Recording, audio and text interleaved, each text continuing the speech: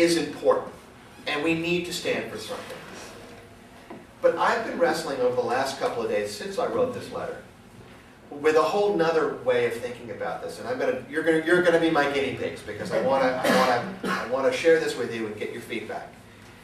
I think that where we stand is inextricably linked to who we are or who we want to be. What am I talking about? I think that for most voters, these are not the people like us who think about politics 17 times a day or 17 times a minute. For most voters, a voting decision is a little bit like joining a club, right? They vote in such a way that makes them feel good about themselves or that reflects the way they want to feel about themselves. Example, I know dedicated, economically conservative Republicans who voted for Obama and the Democrats. Why? Because they wanted to feel that they were part of a movement that was forward-looking, intelligent, internationalist, modern, right? All of those sort of new, progressive, technology-savvy kinds of things. They didn't want to be part of a movement, as they saw it, that was insular, afraid, fearful, that was anti-intellectual, that was xenophobic, right? We could go on and on with different adjectives.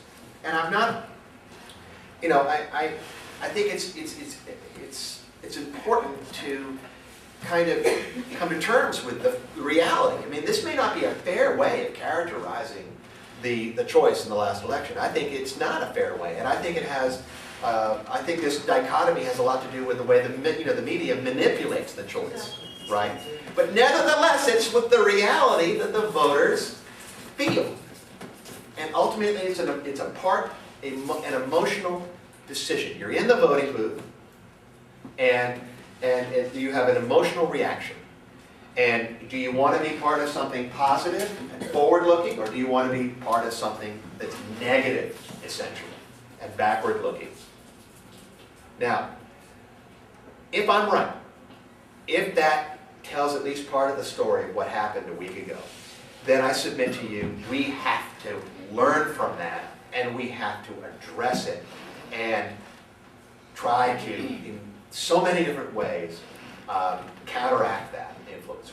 Not only should we recapture associations that I've mentioned, some of the positive associations, but we also come up with some different ones. I mean, why can't we be the party that personifies reform? Why can't people, vote for us knowing or feeling that it makes them responsible, makes them competent, it makes them forward-looking, and so forth. And I think that is possible. In fact, it happened not too long ago. Do you remember when Rudy Giuliani won? He didn't win because he was perceived as mean and insular, punitive. He won because he represented competence, right? And I believe that we should learn a lesson from that experience. Now,